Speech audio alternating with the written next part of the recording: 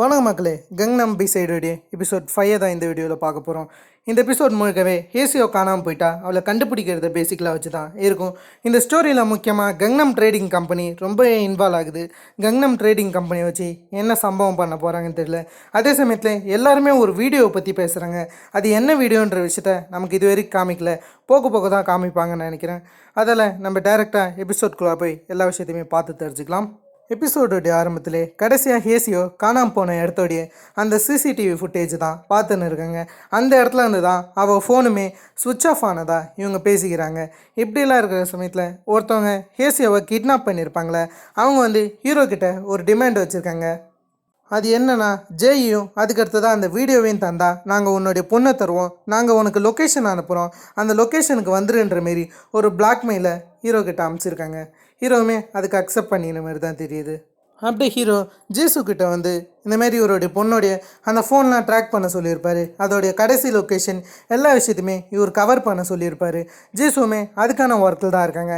Hero அதுக்கான இன்ஃபர்மேஷன்லாம் எனக்கு நீ சென்ட் பண்ணுன்ற மாதிரி சொல்ல, அப்படியே அந்த இடத்துல ஹேசியோவை காமிச்சா அவங்கள ஒரு ப்ரிசைனில் அந்த லேடி போட வராங்க. அந்த ப்ரிசைன் முழுக்கவே ஒரே கஞ்சா கைங்களாக இருக்குது. அதை பார்த்து இவங்க ஒரு மாதிரி பார்த்துறேன். அந்த லேடியுமே உனக்கு ஜேயை பற்றி முழுசாக தெரியும்னு நினைக்கிறேன், அவளுக்கு இன்னொரு பேர் இருக்குது, அவளுடைய பேர் ஜென்னி, அவள் இந்த இடத்த பற்றி கண்டிப்பாக அவங்ககிட்ட சொல்லியிருக்க மாட்டான்னு நினைக்கிறேன்ற மாரி இந்த இடத்துல இவங்க சொல்ல, இந்த இடத்துல இருக்கிற லேடியுமே உனக்கு எதுக்கு ஜெய் மேலே அவ்வளோ அக்கறை, அவள் ஒன்றும் உன்னுடைய அக்கறைக்கு ஏற்றவ கிடையாதுன்னும் போது அந்த இடத்துல ஹேசியோ என்ன சொல்கிறாங்கன்னா, அவள் தான் என்னுடைய வாழ்க்கையை காப்பாற்றிருக்கா, அவள் எங்கே இருக்கான்னு தெரியுமான்ற மாதிரி சொல்ல, அப்படியே அந்த லேடி இவ்வளோ ப்ரிசைனில் போட்டுருக்காங்க.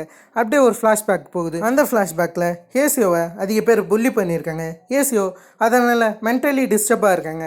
அதில் கையில் இந்த மாதிரி ஷார்ப்பான ஒரு பொருளை எடுத்துக்கிறாங்க. யாரோ ஒருத்தவங்க கதவு கிட்ட வர மாதிரி இருக்க, இவங்க குத்தலான் ரெடியாக இருக்கும்போது என்ன உனக்கு பிரச்சனைன்னு அந்த இடத்துக்கு ஜெய் தான் வந்திருக்காங்க. அதே சமயத்தில் ஹேசியோவை போட்டு எல்லோரும் புள்ளி பண்ணுறாங்க. உன்னுடைய அழகான முகம் பிடிக்கலன்னு சொல்லிட்டு சில பேர் எரிக்க வர அந்த இடத்துக்கு ஜெய் தான் ஹேசியோ காப்பாற்றுறாங்க. ஹேசியோவுமே நீங்கள் எதுக்கு என்னை காப்பாற்றுறீங்க, என்னை பார்த்தா உங்களுக்கு பரிதாபமாக தெரியுதா, எப்படி தெரியுதுன்ற மாதிரி கேட்க, அந்த இடத்துல ஜெய் என்ன சொல்கிறாங்க, எனக்கு ஒன்றும் உன்னை பார்த்து பரிதாபமாக தெரியல, உனக்கு ஒரு நல்ல ஃபேமிலி இருக்குது, அதே சமயத்தில் ஒரு நல்ல லைஃப் இருக்குது, அது கெடுக்கக்கூடாதுன்னு நான் நினைக்கிறேன்ற மாதிரி இந்த இடத்துல இவங்க சொல்ல, அப்படியே அதே பொண்ணுங்க அகெயின் ஹேசியோவை புள்ளி பண்ண ஆரம்பிக்கிறாங்க. நீ வேணும்னா அந்த ஜெயை கூப்பிடுன்னு சொல்லிட்டு தான் புள்ளி பண்ண. செம கடுப்பான ஹேசியோ கத்தியை வச்சு அங்கே இருக்கிற ஒரு பொண்ணுடைய கையை கிழிக்க, அந்த இடத்துக்கு ஜெயுமே எல்லாரையும் போக சொல்கிறது மட்டும் இல்லாமல் ஹேசியோடைய கையில் இருக்கிற கத்தியை போட சொல்ல, அதுக்குள்ளார அந்த இடத்துல ஒரு பொண்ணு வேகமாக ஹேசியோ முட்டுற மாரி வர ஹேசியோ நவுந்துட்டாங்க. அந்த பொண்ணு மாடியிலேருந்து கீழே விட, அந்த இடத்துல ஹேசியோ எனக்கு ரொம்ப பயமாக இருக்குது, இதுக்கு நான் தான் காரணம், எனக்கு பனிஷ்மெண்ட் தேவைன்னு இவங்க சொல்லும்போது அந்த இடத்துல ஜெய் என்ன சொல்கிறாங்கன்னா, இதுக்கு ஒன்றும் நீ காரணம் கிடையாது, நீ கில்ட் ஆகாத, இது மொத்தத்துக்கும் நான் தான் காரணம், எதை நினச்சோ நீ கவலைப்படாத, கொஞ்சம் அமைதியாக இருன்னு இவங்க சொல்லியிருக்காங்க. ஸ்கூல் டேஸ்லேயே இவங்க ஜெயிலுக்கு போனதா ஒரு ரிப்போர்ட் போலீஸ்கிட்ட இருந்ததா சொல்லியிருப்பாங்க. மேபி இந்த ஒரு ரீசன்னால கூட அவங்க ஜெயிலுக்கு போயிருக்க வாய்ப்புகள் இருக்குது. அப்படியே இந்த பக்கம் ஜெய் கண்ணத்தான் இருக்கிற மாதிரி காமிக்க, அப்படியே ஹீரோ அவருடைய பொண்ணுடைய கடைசி லொக்கேஷனுக்கு வந்துட்டார். அங்கே ஹாங்கிங் கிளீனிங் சர்வீஸோடைய வண்டி நிற்குது. போன எபிசோடில் ஜீசோ ஹாங்கிங் கிளீனிங் சர்வீஸை பற்றி சொல்லியிருப்பாங்க, நீங்கள் கேட்டிருப்பீங்கன்னு நினைக்கிறேன்.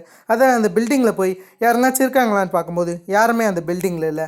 அப்படியே ஜிசாங்குக்கு காமிச்சா ஜிசாங்குக் எழுந்திருக்க ஆரம்பிச்சு கடைசியாக ஹீரோ சொன்னது தான் இவர் யோசிக்கிறாரு. ஹீரோ என்ன சொல்கிறேன்னா, நான் ஜெய்யை பார்த்துக்கிறேன், நீ ஜெய்யை பற்றி கவலைப்படாத, நீ முதல்ல இந்த இடத்த விட்டு போயிடு, யாரும் உன்னை பிடிக்கக்கூடாது, நீ போயிடுன்ற மாதிரி ஹீரோ தான் அவர் அமுச்சு வச்சுருப்பாரு. அப்படியே ஹீரோ ஜெய்யை பார்க்க வர, ஜெய்யுமே நான் இங்கே இருக்கிற விஷயத்த ஹேசுவை கிட்ட சொல்லாதீங்க, அவள் என்னை இந்த நிலைமையில் பார்த்தா அழுதுருவான்ற மாதிரி சொல்லின்னு இருக்கேன். சரி நான் சொல்ல மாட்டேன், ஃபர்ஸ்ட் ஆஃப் ஆல் அந்த வீடியோவை பற்றி பேசலாமான்னு இவர் அந்த வீடியோவை பற்றி கேட்க, ஜெய்யுமே அதை கேட்டு கொஞ்சம் ஷாக் ஆகி அந்த வீடியோ எங்கே இருக்குன்னு எனக்கு தெரியலன்னு சொன்னாலும் ஹீரோ உனக்கு தெரியும்னு அடித்து சொல்ல, அதில் இவங்க என்ன சொல்கிறாங்கன்னா, எனக்கு பசிக்குது, நம்ம என்ன எங்கேனாச்சும் போய் சாப்பிட்லாமான்னு சொல்ல, அதுக்கேற்ற மாதிரி இவங்க ஒரு கன்வீனியன்ஸ் ஸ்டோருக்கு போகிறாங்க. அப்படியே ஜெய் அங்கே ஷாப்பிங் பண்ணியிருக்கேன். ஜீசு கிட்டேருந்து ஹீரோவுக்கு கால் வருது. ஹீரோமே என்னன்னு கேட்கும்போது, இங்கே உங்கள் ஒய்ஃப் வந்திருக்காங்க, இந்த விஷயம் எப்படி வெளியே போச்சு, ஹேசியோ காணாமல் போனது நமக்கு மட்டும்தான் தெரியும்னு இவங்க சொல்கிறாங்க. அது மட்டும் இல்லாமல் நம்ம என்ன இதை வெளியே சொல்லிடலாமான்னு அவங்க சொல்ல, வெளியெல்லாம் சொல்ல வேணான்னு ஒரு ஃபோன் காலை கட் பண்ணிட்டு பின்னாடி திரும்பினா ஜெய்யை காணோம். ஜெய்யை தேடி ரோட்டுக்கு ஓடும்போது ஒரே மழையாக இருக்குது. அதுக்கு நடுவில் ஜெய் எப்படியோ மிஸ் ஆகிட்டாங்க. அப்படியே ஜிசாங்குக்கு இந்தமாரி ஜங் கிட்ட தான் பேசின்னு இருக்காரு. ஜங் இன்றைக்கி ராத்திரி போட் நிற்க போகுது, அதே சமயத்தில் ஜெய் சேஃபான இடத்துல தானே இருக்கா, அதனால் இன்றைக்கி நம்ம போட்டில் போயிடுவோன்னு இவங்க பேசின்னு இருக்க. அப்படியே அந்த இடத்துல ஜெய் எப்படியும் அவங்க கண்டுபிடிச்சிட்டாங்க. எப்படி கண்டுபிடிச்சாங்கன்னு பார்த்தீங்கன்னா, இந்தமாரி ஒரு ஆள் வந்து ஜெய் பெஞ்சில் படுத்துருக்கிறத பார்த்துருப்பாரு. அதுக்கப்புறம் இன்ஃபர்மேஷன் தந்திருப்பாரு. அது மூலியமாக தான் இவங்க கண்டுபிடிச்சிருக்காங்க. இந்தமாரி ஜெய் கிட்ட அந்த வீடியோவை கேட்க அவளுமே அந்த வீடியோவை தந்துட்டான்னு நினைக்கிறேன். இதுக்கு வேறு காப்பி இல்லையேன்னு சொல்லிட்டு அந்த வீடியோவை ஒரேடியாக அழிச்சிடுறாங்க. என்ன வீடியோன்னு கடைசி வரைக்கும் காமிக்கல. அந்த இடத்துல ஒருத்தன் மோசமாக இருக்கான். அவன் வந்து இன்னைக்கு ஷோ இருக்க போகுது, அந்த ஷோவுக்கு நீ வான்ற மாரி ஒரு பல்லான ஷோ வச்சுருக்காங்க போல். அதுக்காக ஜெய்யை கூப்பிட்றான். ஜெய் இந்தமாரி அடிக்கடிக்கு வேலை பார்ப்பாங்கன்னு நினைக்கிறேன். அதுக்காக தான் இவன் இன்னைக்கு அந்த ஷோ இருக்குது, மறக்காமல் வந்துருன்ற மாரி சொல்லின்னு இருக்கேன். அப்படியே ஹேசியோவை திரும்ப வீட்டுக்கு அனுப்பிச்சிடுறாங்க.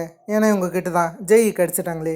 ஜெயுமே வந்து ஹேசியோ உங்ககிட்ட என்ன சொன்னா, ஹேசியோ என்னை பற்றி எதனாச்சு சொன்னாலான்னு இவங்க கேட்கும்போது அந்த இடத்துல இருக்கிறவங்க என்ன சொல்கிறாங்கன்னா, ஹேசியோ வந்து நீ தான் அவளை காப்பாற்றினதா அவள் என்கிட்ட சொன்னான்ற மாரி இந்த இடத்துல இவங்க சொல்கிறாங்க. அந்த இடத்துல ஜெயுமே அது ஒன்றும் உண்மை கிடையாதுன்னு சொல்ல, அந்த இடத்துல இவங்க 2 பேருக்குள்ளார கொஞ்சம் எமோஷ்னல் டச் போட அந்த இடத்துல வந்து இந்த லேடி இருக்காங்களே, நீ இந்தமாரி பேக் டோர் வழியாக தப்பிச்சு போயிடுன்னு ஜெய் கிட்ட சொல்ல, ஜெய் நான் போக மாட்டேன், நான் கடைசியாக இந்த விஷயத்த பண்ணிட்டு தான் போவேன்ற மாதிரி சொல்ல, அப்படியே ராத்திரி காமிச்சா ஜி சங்குக் இந்தமாரி போட்டில் போகலான்னு இருக்காரு ஜங்கோட. அவர் கடைசியாக ஜெய் எப்படி இருக்கான்னு ஹீரோவுக்கு கால் பண்ண, அதே சமயத்தில் ஹீரோ ஜங்குக்கு கால் பண்ணி ஜெய் எங்கே இருக்கான்னு கண்டுபிடிச்சிங்களான்னு கேட்க, கண்டுபிடிச்சிட்டோம், ஒரு பல்லான ஸ்ட்ரீமில் இந்தமாதிரி லைவ் ஸ்ட்ரீம் பண்ண போகிறாங்க, அதில் ஜெய்யோடைய பிக் அமைச்சிருக்காங்க ஜென்னின்னு சொல்லிட்டுன்னு. இவர் அந்த பிக் அனுப்ப ஹீரோ அந்த இடத்துல மார்க் வில்லான்னு ஒரு இடம் இருக்கும், அந்த இடத்த நோட்டீஸ் பண்ணுறாரு.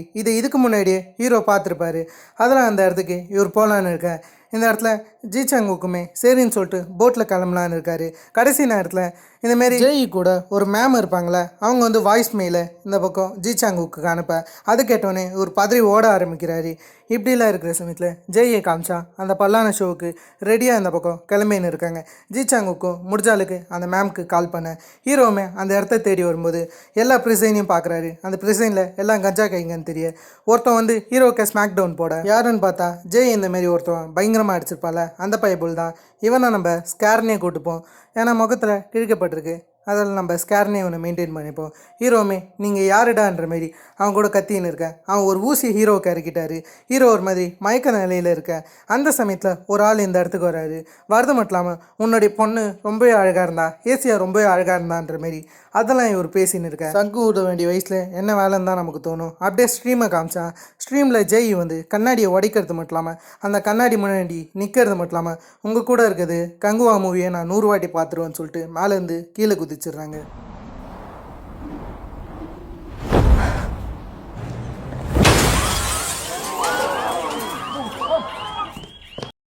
கடைசியாக அந்த இடத்துக்கு ஜி சாங்குக்குமே அந்த சம்பவத்தை வந்து பார்க்க ஜி சாங்குக்குடைய மனசே உடஞ்சிடுது. அந்த இடத்துல ஜி சாங்குக் இது அதிர்ச்சியில் பார்த்துனுக்கும் போது போலீஸ் தான் வந்து தடுக்கிறாங்க. அப்படியே அந்த இடத்துல கார் போகிற விஷயத்த பார்க்குறாரு. அந்த காரில் இருக்கிறவங்க தான் சம்பவம் செஞ்சுருக்காங்களே, அதை ஃபாலோ பண்ணி போகும்போது வேற ஒரு கார் ஜி சாங்குக்கை அடிச்சு தள்ள. அதே சமயத்துலேயே ஜெய் சாகிறதுக்கு முன்னாடி கடைசி ஹேசியோவுக்கு ஒரு மெசேஜ் அமைச்சிருக்காங்க. அதில் நீ என்னை பற்றி கவலைப்படாத, நீ எப்படி இருக்கன்ற மாரி இந்த இடத்துல கேட்குறாங்க. நீ எப்பயுமே எனக்கு ஒரு ஃப்ரெண்டாக தான் இருந்திருக்க, உனக்கு அந்த நாள் ஞாபகம் இருக்கா, நான் அந்த சமயத்தில் ரூஃப் டாப்லேருந்து குதிக்க இருந்தேன், ஆனால் நீ தான் என்னுடைய வாழ்க்கையை காப்பாற்றுனேன்னு இவங்க சொல்கிறாங்க. உன்னுடைய சத்தம் கேட்டு தான் நான் அந்த இடத்துக்கு வந்தேன், இல்லைனா என்னத்துக்கு நான் இருந்திருக்க மாட்டேன்னு இவங்க சொல்ல.